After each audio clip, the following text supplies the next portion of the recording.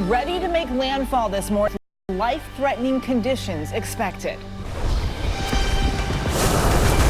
The slow-moving storm predicted to dump up to 2 feet of rain, with the Mississippi River already at flood stage. Cars underwater, streets deluged. Our bottom line is stay off the street. Rescues already underway. New Orleans taking unprecedented measures. Team coverage of this dangerous storm as it moves in from the Gulf. ICE crackdown. Protests overnight as immigrant communities brace for a weekend of deportation raids. Vice President Pence's visit to a detention center. I couldn't be more impressed. As Democrats fight back tears to tell a different story. Maui wildfires, flames scorching thousands of acres. The governor declaring a state of emergency. People forced from their homes. How Oprah is helping out here, and the question, were some of these fires deliberately set? New accusations. Federal prosecutors accuse disgraced financier Jeffrey Epstein of witness tampering.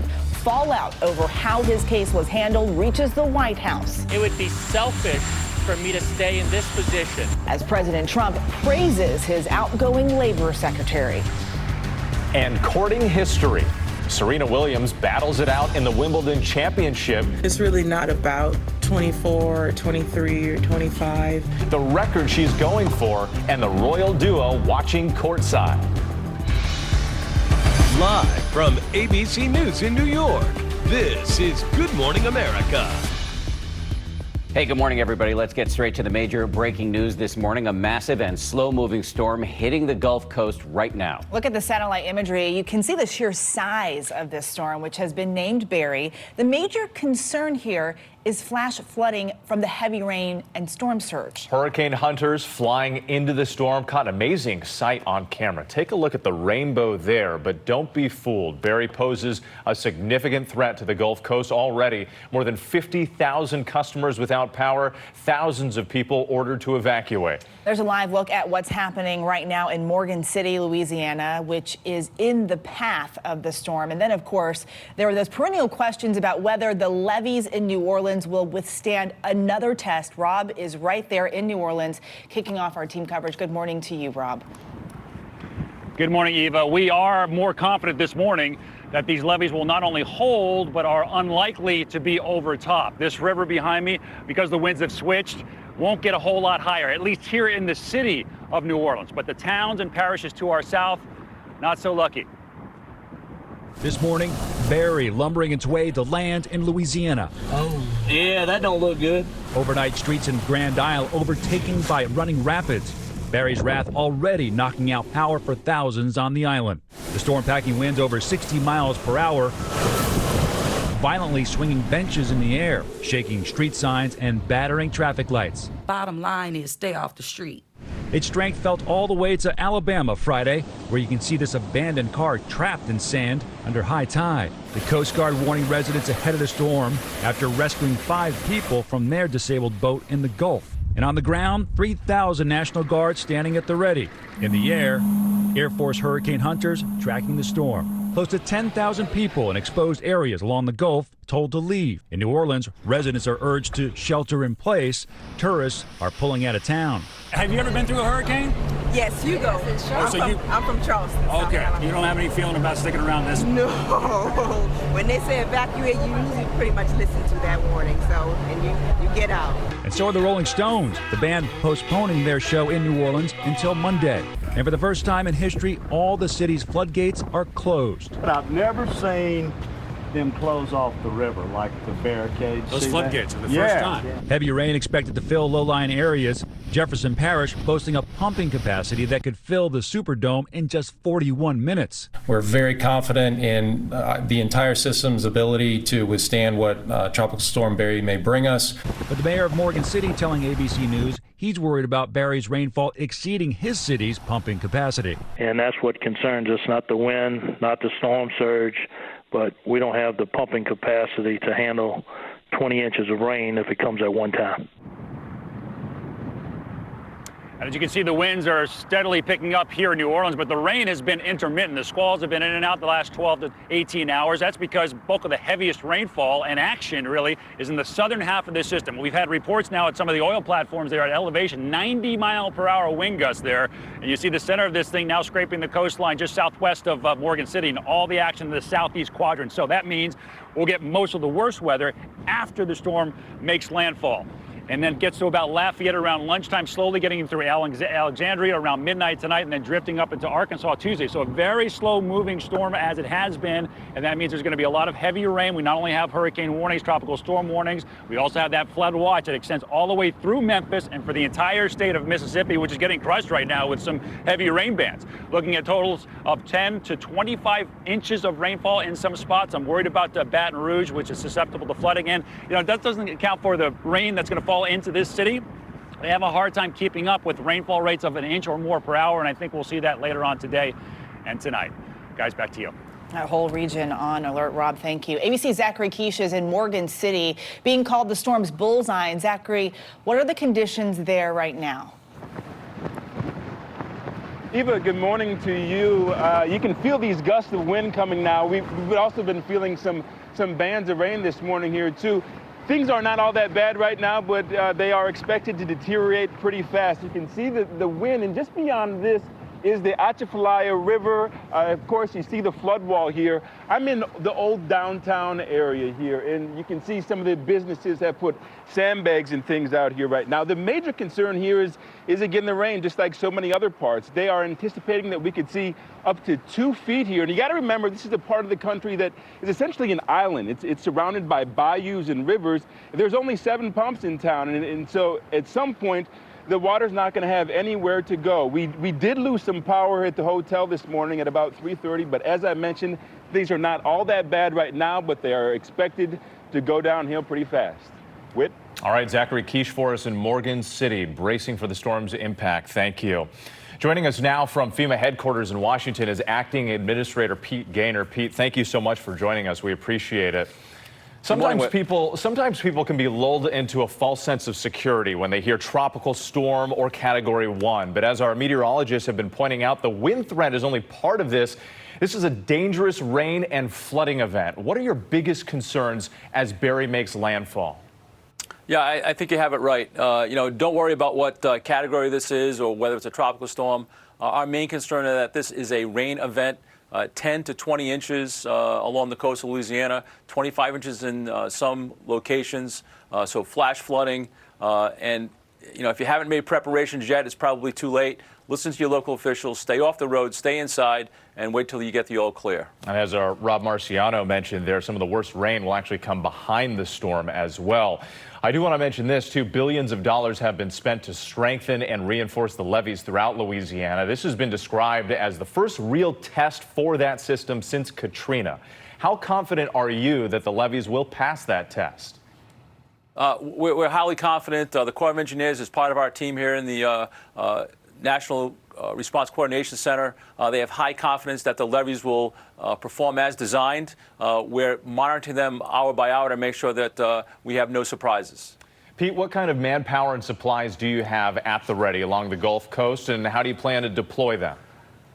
So we have our staff deployed throughout Louisiana, inside the Louisiana Emergency Operations Center.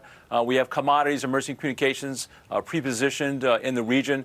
So we're ready to go. We have plenty on hand and plenty in stock in warehouses should we need more. We have been leaning forward to make sure that we're ready for anything that Barry may bring. We know there are evacuations in place, but other areas have actually been told to shelter in place. Why is that? Why the difference? Well, first of all, emergency management is locally executed, state managed, and federally supported. It really starts at the local level. So please listen to your local emergency managers, your local public safety officials, your local elected leaders. They know best.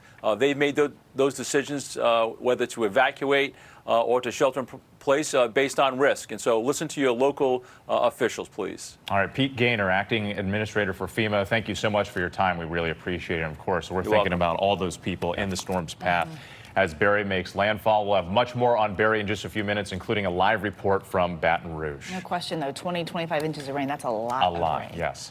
Well, turning now, 2 Americans are among the at least 20 people killed in an attack at a hotel in Somalia. ABC's Stephanie Ramos has more from Washington on this breaking story. Good morning to you, Stephanie. Eva, good morning. Officials say this happened in the southern Somali port city of Kismayo. It started with a suicide car bombing at the entrance gate of a hotel. Then gunmen stormed the hotel. The attack lasted more than 14 hours and ended when Somali forces shot and killed all the attackers inside that hotel compound. In addition to the 2 Americans killed, Kenyans, Tanzanians, a Canadian, and a Brit also died. The Islamic rebel group Al-Shabaab is claiming responsibility for the attack. Dan. Stephanie, thank you. Back here at home, what could be an inflection point in America's divisive fight over immigration. Some communities bracing for ICE raids this weekend overnight, protesters hitting the streets. Meanwhile, Vice President Mike Pence personally visiting a migrant detention center along the border in the midst of an outcry over alleged inhumane conditions. And ABC's David Wright has more from the White House. David, good morning to you. Good morning, Dan. Immigrant communities across the country are bracing for those raids. President Trump said that they're likely to take place tomorrow and that they will be focused as much as possible on rounding up criminals. But at a moment when the immigration debate here in Washington is fierce, this represents an escalation. This weekend, in cities across the country, protests against ICE raids. If they're not doing any harm and they're not doing anything in the streets, they're not breaking any laws, why should they get deported? Especially if they have kids. ICE has said it plans to target 2,000 migrants on immediate deportation lists. This morning, many are preparing to shelter in place and try and evade authorities throughout the weekend. Vice President Mike Pence toured a detention center in Texas, praising the work of the Border Patrol. I must tell you that, different from what we hear from many of the critics, I couldn't be more impressed with the compassionate work that our Customs and Border Protection are doing here at this facility. Reporters got a glimpse of the conditions there. The men crowded into chain-link pens with Mylar blankets to keep warm, all of them clearly eager to get out. We are not a terrorist. The vice president also met with children at the detention center, many of them lying on mats on the floor. The vice president suggested that Democratic members of Congress have exaggerated the poor conditions that they witnessed at a different center. The time has come to stop the irresponsible rhetoric about the way that people are being cared for and treated who are being detained in our facilities. But the Democrats insist they saw what they saw and documented what they could, even after the Border Patrol seized their phones. I pressed my hand to a plexiglass window. I met the gazes of several women on the other side. Their shoulders were slumped, their clothes filthy, their eyes vacant. Congresswomen fought back tears during the testimony. Imagine traveling thousands of miles in grueling and dangerous conditions because you have no other option only to be separated from your family, from your children, thrown into overcrowded cages, denied a shower, toothbrush, and yes, Mr. Chairman, drink water out of a toilet. I believed them when they said they were sleeping on concrete floors for 2 months. I believe them. But ex-acting ICE Director Thomas Homan took issue with that. This isn't just about enforcing laws, it's about saving lives.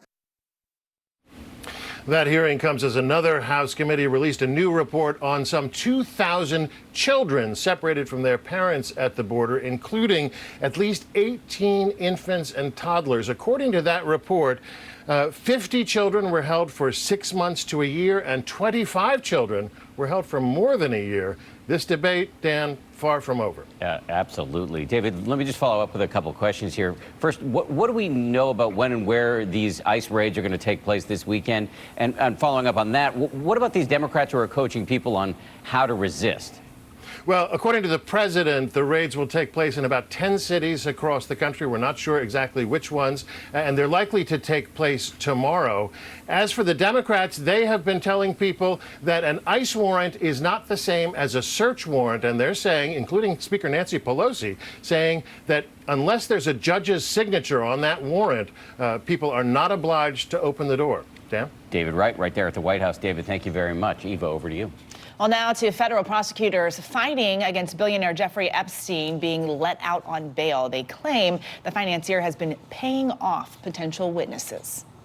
This morning, new developments in the case against disgraced financier Jeffrey Epstein. Federal prosecutors claimed Epstein paid individuals last year who might be witnesses against him at a future trial after the publication of a newspaper story alleging he sexually abused underage girls. As they argued against bail Friday, prosecutors accused Epstein of witness tampering, saying he wired a total of $350,000 to 2 potential witnesses. Prosecutors saying this course of action, and in particular its timing, suggests the defendant was attempting to further influence co-conspirators who might provide information against him in light of the recent re-emerging allegations. ABC News has also learned that dozens of new accusers have come forward with allegations in recent days. I was not a fan of Jeffrey Epstein, and you watched people yesterday saying that I threw him out of a club. I didn't want anything to do with him. That was many, many years ago. The fallout from Epstein's case reached the White House Friday. Labor Secretary Alexander Acosta resigning his cabinet position after Acosta faced mounting pressure for his role in negotiating a controversial plea deal with Epstein as a U.S. attorney in Florida more than a decade ago. It would be selfish for me to stay in this position and continue talking about a case that's 12 years old. President Trump accepting the resignation while praising Acosta. This was him, not me, because I'm with him. He's a tremendous talent. He's a Hispanic man. He went to Harvard, a great student. Now, if convicted, Epstein could face up to 45 years in prison. Extraordinary case, and the fallout continues, too, from that plea deal. Eva, thank you. Do want to transition to this. R. Kelly spending the weekend in jail. The singer facing new sex crime allegations in Illinois and New York involving federal charges of racketeering, kidnapping, and sexual exploitation of a child. He's due in federal court on Tuesday. He's already facing state sexual abuse charges in Illinois.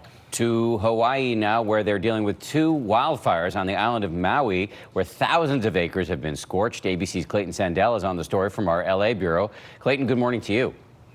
Hey, good morning, Dan. This morning, Hawaii's governor has declared Maui a disaster area following those 2 brush fires. One fire starting Thursday on land once used to grow sugarcane and briefly forcing at least 2,000 people from their homes. Now, one of those homeowners there is Oprah Winfrey. She tweeted that she opened up a road on her property for evacuees and emergency workers to use. That fire is now about 70% contained, but has burned around 10,000 acres. But as firefighters got a handle on that fire on Friday, another blaze broke out, this one near several big box stores. Officials say at least one fire may be a case of arson. Maui police say they're now looking into a truck seen yesterday leaving the area of that second fire. Eva? All right, thanks, Clayton. Time now for weather. Let's go back to Rob, who's in New Orleans, where they are feeling Barry's strength. Good morning to you, Rob. Good morning again, Eva. As we mentioned, most of the rainfall is to the south. As this thing comes on shore, that's when we'll get it, and we'll get it for days. Here again it is on the satellite picture, a very bottom-heavy storm, although we are now getting the winds picking up here in NOLA. As it makes its way onshore, the storm surge is still going to be significant, obviously, in the most low-lying areas at the mouth of the Mississippi, especially where we have storm surge warnings of 3 to 6 feet of water. So hopefully the levees down there will hold, but I think a lot of them are going to be overtopped, and that's why evacuations are now in place, and many people have gotten their way out. Timing this system out, you see it come on shore, you see it go through Lafayette during the midday hours, 7 p.m. The center's right around Alexandria, so very slow moving, and torrential rains then in New Orleans and Baton Rouge, getting up to Monroe as we go through tomorrow morning. Look at this fire hose of moisture really pointed its way at the mouth of the Mississippi and pouring into Mississippi State as well, up through Arkansas. Memphis, you're going to be in this too. Mobile, just offshore, we had 10-foot waves there. So Alabama also getting pounded this morning, and will do so right in through Monday. That's a check on what's happening with Barry. Time now for a look at your local forecast. Well, hello and good morning, Washington. What a hot weekend ahead of us, but at least a dry one. You know, we've received all that rain last week. Today, plenty of sunshine, dry conditions. It will be hot, highs around 91 degrees, and not much of a breeze out there either for any relief. Westerly winds only around 5 miles per hour. Tonight, we will have the mugginess returning, 68 to 75. Dew points getting back into the upper 60s and low 70s. So you'll notice that tomorrow, the pool forecast tomorrow, chances are for a few afternoon storms, highs in the lower 90s. As we mentioned, the Rolling Stones concert, which is a make good on their cancellation at Jazz Fest, is being postponed until Monday, and folks are disappointed, of course, scratching their heads because, after all, you guys know Jumping Jack Flash was born in a crossfire hurricane, so they should be playing, but just have to wait one day for the Stones. I am so impressed by your music knowledge, Rob. That is awesome. That is awesome. I did not expect Jumping Jack Flash to come up this morning. All right, Rob, thank you.